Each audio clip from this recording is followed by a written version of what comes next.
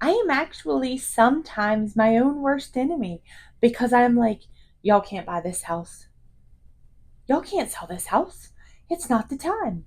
You'll never be able to buy this house in this market. And I explained to them what they should do. So you really need to find that realtor or real estate salesperson who is going to be able to be with you on this journey of homeownership, who you feel a connection with and that you feel you can trust.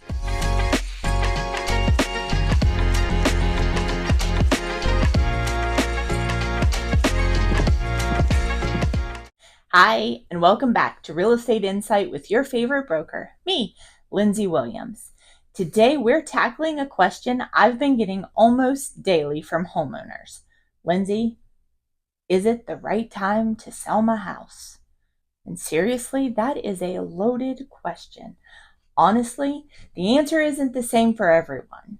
And by the end of today's episode, hopefully you will have a clear framework to help you decide if now is your moment to list your house or not. So let's start with what's happening in the market right now. We're in an interesting position in 2025. Interest rates have been fluctuating, but they haven't done what a lot of people thought they were going to do, right? Everyone thought they were just going to go down. Everyone said at the end of 2024, we're going to see 5% again. There are some lenders that do have some loan programs in the 5% now, but we are still rolling at that high 6, low 7%. And people thought that by the middle of 2025 that we would be out of the 7% interest rate area. And we have been on this super high seller's market nationwide. A lot of areas in the nation are coming down where there are a lot more sellers and less buyers. Where we are in North Central West Virginia, we are seeing more of a stable market currently and not that full swing over to a buyer's market. What we look at in our industry is what we call an absorption rate. So we are looking at a snapshot of the sold history of the last 6 months with all of the inventory we currently have to sell. We do a little bit of math and we come up with a percentage. Anything over 20% is a seller's market. In the end of April, Morgantown, West Virginia was sitting at 24%, which is like super seller's market, right?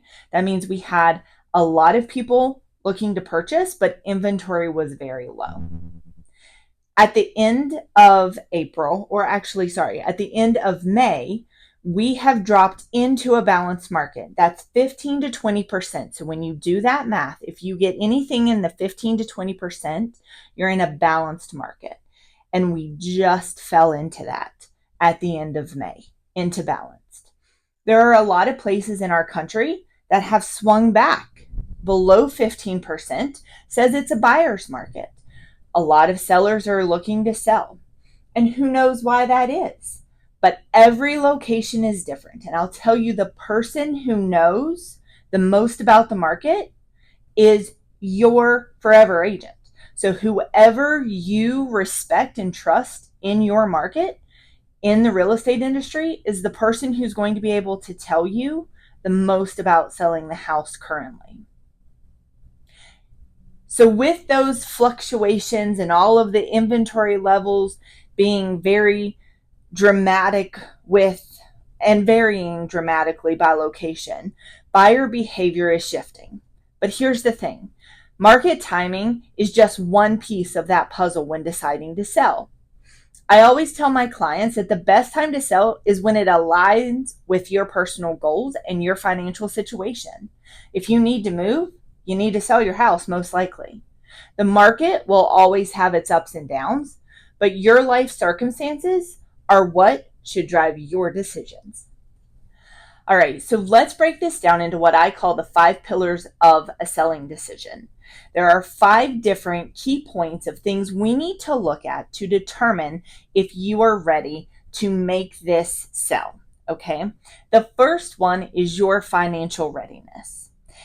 The other day I was talking to someone and we were discussing all of the different generations and how we are not all completely in the same financial literacy readiness, if that makes sense. So, for example, when I was graduating from high school in the late 1900s, which is super funny to me at the moment, when that was happening, home ec classes were really going out of style. So we really weren't having those types of classes anymore.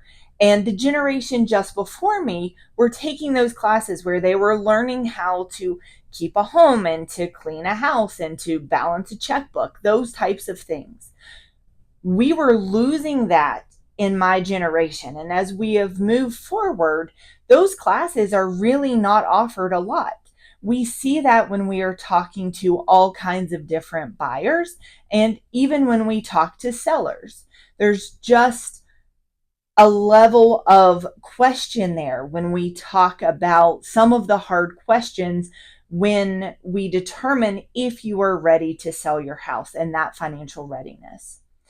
Your real estate professional is someone that you can certainly come to as an advisor to determine some of the things that you should be questioning to see if you are ready to sell your house. They are not financial advisors. They are not tax professionals. They are amazing sources of the source of information for what you need. They know people, so they can point you in the right direction to get you to a financial advisor if you don't have one. They can get you to a tax professional if you've been doing that on your own. They can get you with people that can help you with that. But they can also ask you or put you in with some questions that you need to start asking yourself. And let's look at what some of those are. Do you have equity in your home? How do you determine what that equity is?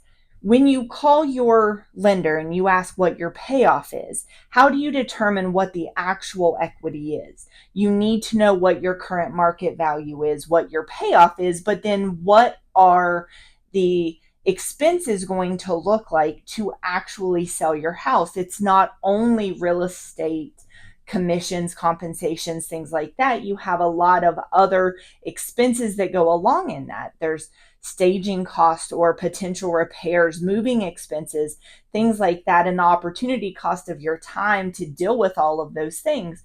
Remember, in another podcast, we had talked about moving being one of the most stressful times of your life, and selling your house is one of those things. I mean, you're moving, right? So, can you afford the cost of selling?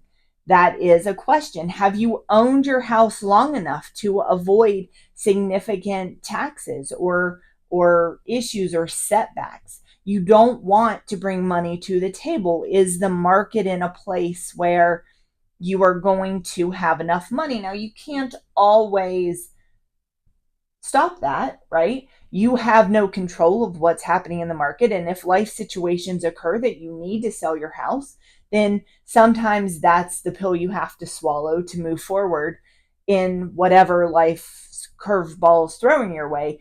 But it's definitely the questions that you need to ask, and you need to have that open communication with your real estate professional. I had a client last month who wanted to sell because they thought the market was super high and they thought they were going to make a ton of money. But when we sat down and ran the numbers, after paying off their mortgage and paying closing costs, they would have walked away with not enough money for the down payment on the next home that they wanted to purchase. So they could have done that, but they would have still had some, they wouldn't have had 20% down like they thought they would have. Because they weren't looking at the correct numbers, and they had a bit of a penalty if they prepaid on this loan at that time. So we decided to go ahead and wait and reassess in 6 months, see what the market's doing, see any appreciation they've made in 6 months, see what's happened, and then they're in a different place with their loan at that point as well. So talking to your real estate professional is also the person that you want in your corner. It's not someone that you talk to only when you're buying and you're selling.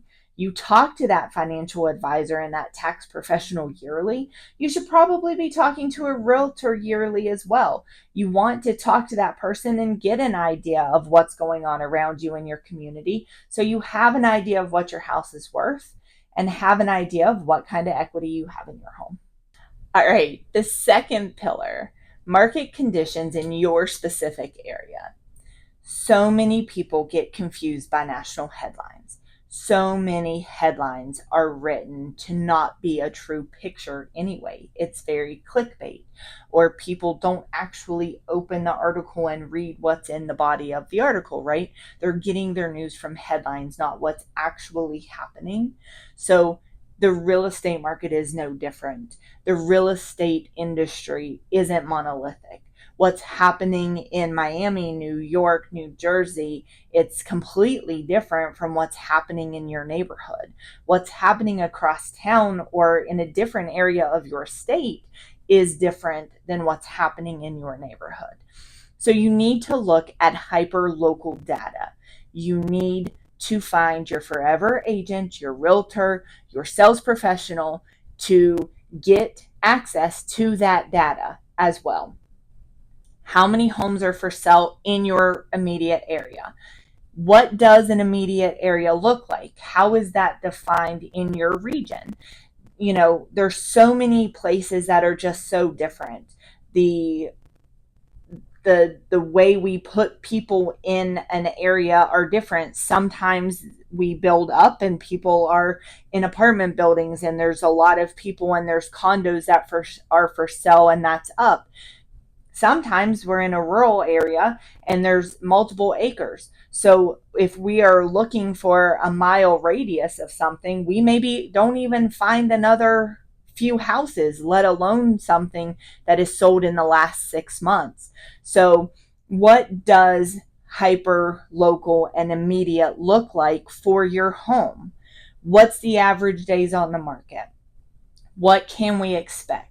And remember, when you're talking to your sales professional about these things, we're working on historical data of the past 6 months. None of us, absolutely not one real estate professional I have ever met, has a crystal ball that works. None of us. So we talk about what's happening right now. And when we are excited and we are like, let's get your house on the market, let's do it right now, let's go. We can get a photographer in here on Wednesday. Let's get everything done. We'll get the pictures back Thursday. Let's go live Friday. We'll be under contract by Monday. When we sit on that and we take 3-4 weeks to finally get the photographer there because that's your time frame, it's very difficult then when you're upset because what was happening in the market 3 weeks ago to a month ago, 6 weeks ago, is potentially not what's happening now. So you can't hold that real estate professional to, like you said it was going to sell like this. Well, their crystal ball hasn't worked ever, and it's not going to start right now, right? So every once in a while we get in these markets. It happens all the time in the spring, and in our sales meetings, most of the time we are all sitting around waiting for when that light switch is going to happen again, right? People buy houses all the time. Doesn't matter. They buy houses at any holiday. You pick a holiday. I have someone on my team who's shown a house and sold a house during that holiday, okay? We are working. People are buying houses. Are they buying as many houses as they do in the spring? Maybe, maybe not. So we look at that historic data and we figure that out. But we want to make sure that we are telling you what your real market is, not what the national headlines are. So if you're in an area with low inventory and high demand, you might be able to sell quickly and for top dollar. But if you're in a market that's oversaturated, you might need to be more strategic about timing and pricing. And that is why you are calling one of us to come help you determine what those marketing conditions are in your specific area, so you know that you're making the best decision to save you the most time and get you the highest dollar in this market. And the third pillar, what is your next move strategy? So many people just don't think about this. And this is huge. It's where I see people make the most costly mistakes.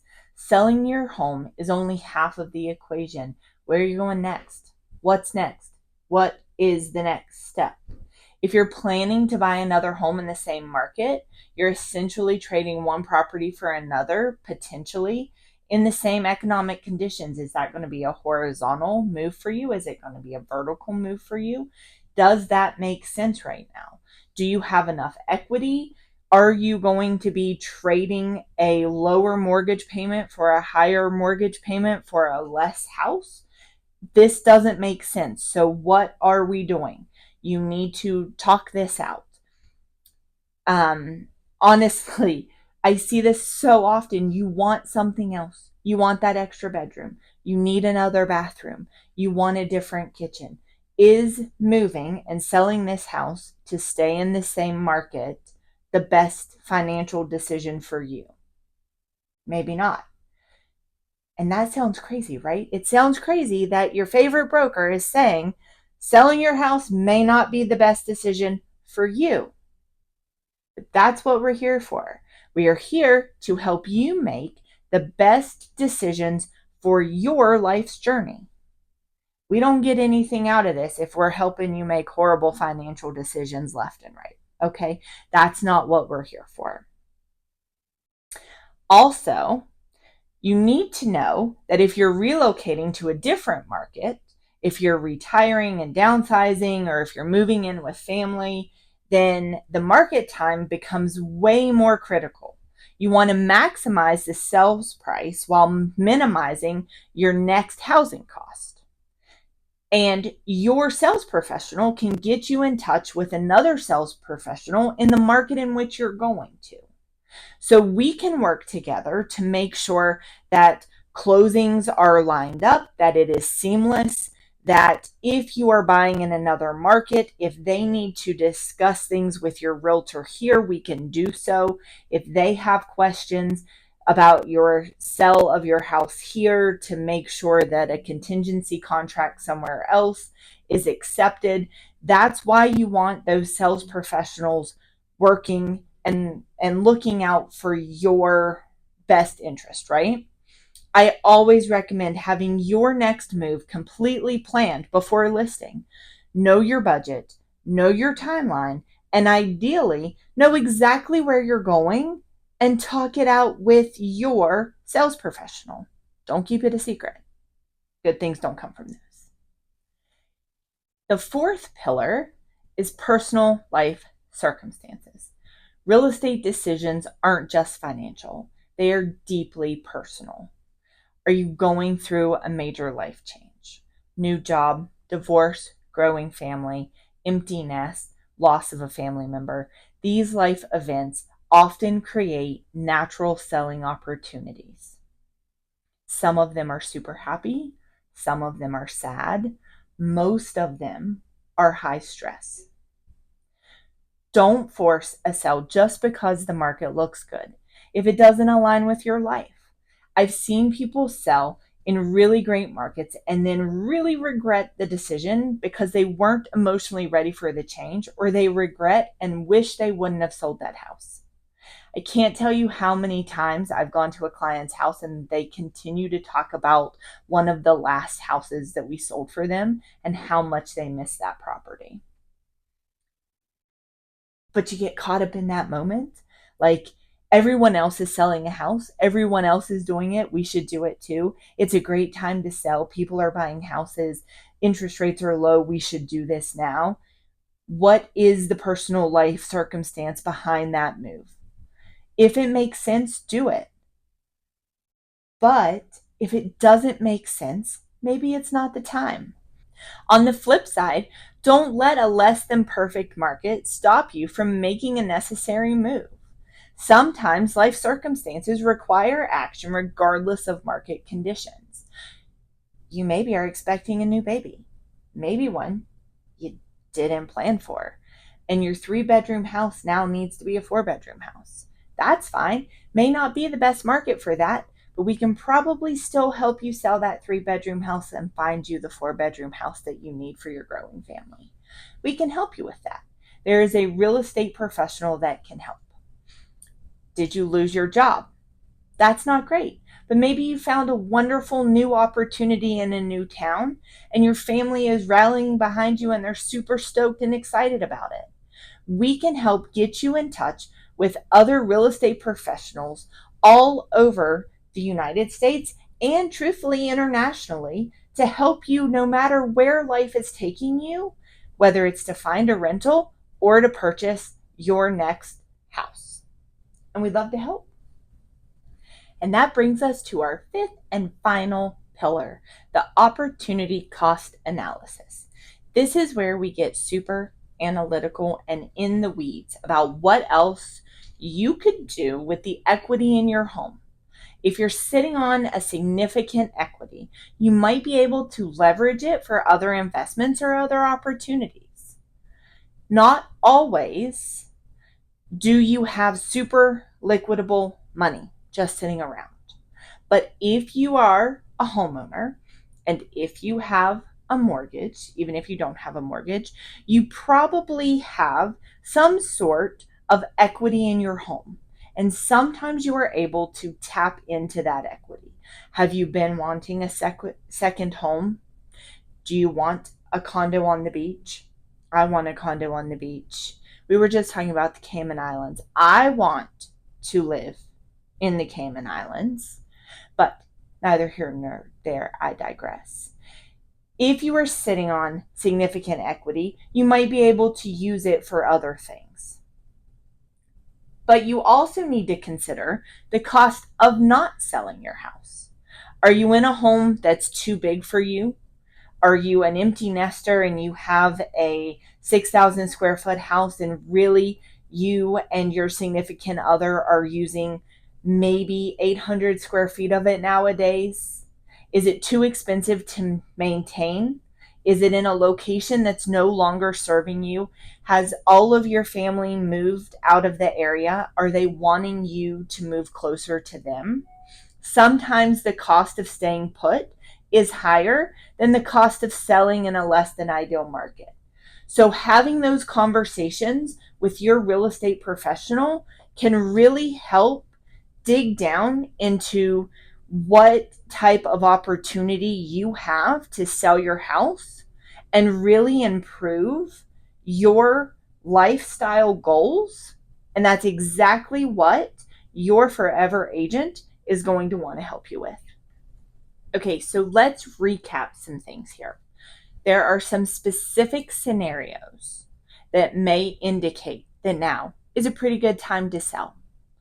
Most of the time in our country, people sell their house every 5 to 7 years. That's national statistics. Gone are the days where people buy a house and pay it off in 30 years. It just rarely happens.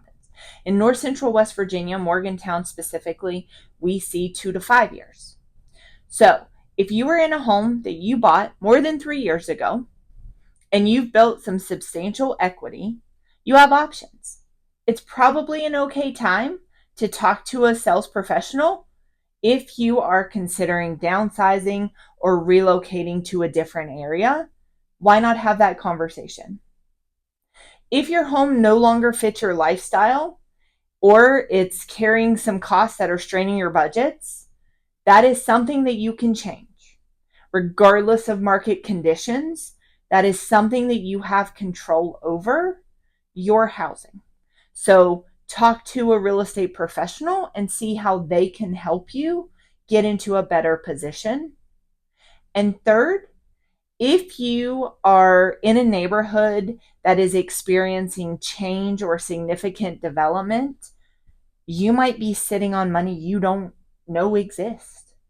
So give your local real estate professional a call and see if there's any kind of rapid appreciation or timing that you need to be aware of, because a lot of times in those areas, there can be timing that you should hit that can be incredibly profitable. So don't miss those opportunities because you aren't having open conversations with sales professionals and realtors in your area. Remember, they're not taking money just to have conversations with you. They want to be there to build relationships with you, to be your resource and your community ambassador through life. That is the goal, to help you buy and sell real estate more than once. Okay. Not to pick up that check and walk away. That is very rarely your salesperson's goal. On the flip side, there are some red flags that suggest you should wait. If you've owned your home for less than 2 years, you're probably going to have some capital gains taxes. And I am not a tax professional. So you should talk to whoever helps you prepare your taxes and see what you should expect and how those are figured out. Because a lot of times people do not understand how that's figured out and what that looks like. So please do your research on that and talk to your tax professional.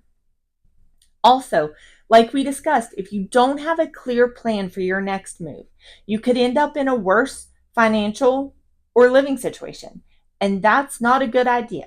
That's not the plan. That's not the goal. That doesn't make any of us realtors, sales professionals sleep better at night knowing that we got paid and you're not doing better than what you were doing when we came into your lives. Okay. So we want to make sure that you have a clear plan for your next move and that you are going to be in a better financial position and a better living situation than you were before and you were doing what you want to be doing. And if you're thinking about selling just because of market hysteria, whether it's fear or greed, who knows, just take a step back, just one step, maybe two, because emotional decisions in real estate are rarely good decisions. And it's so easy to get caught up in everyone else is doing it. Everyone's buying and everyone's selling and keeping up with the Joneses. And truthfully, that's not always the reason that you should be selling your house and buying a new one. Before we wrap up, let me address the elephant in the room: working with a realtor. I know, I am one. I'm a broker, so take this with a grain of salt, I guess. But here is the truth. A good realtor doesn't just help you sell.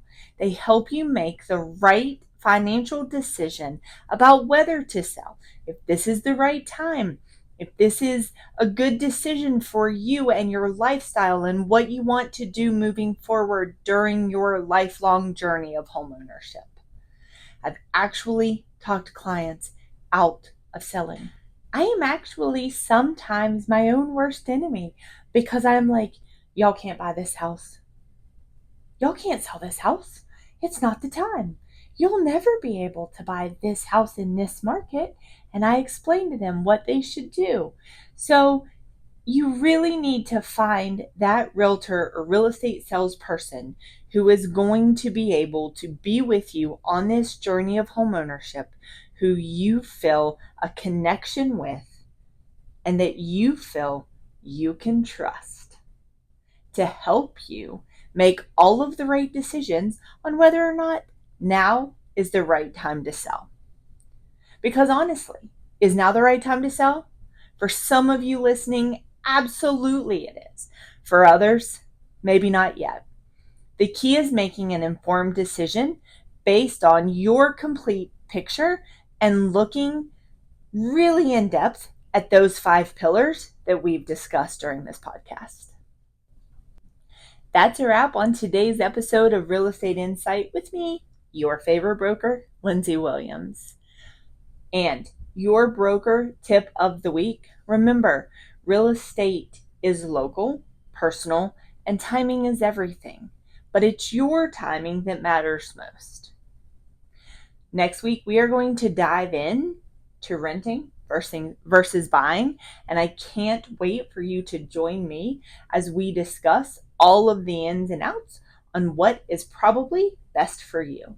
So don't forget, like and subscribe so you don't miss us when we drop our new episodes. Thanks for being along with us on this journey, and I hope you have a good one.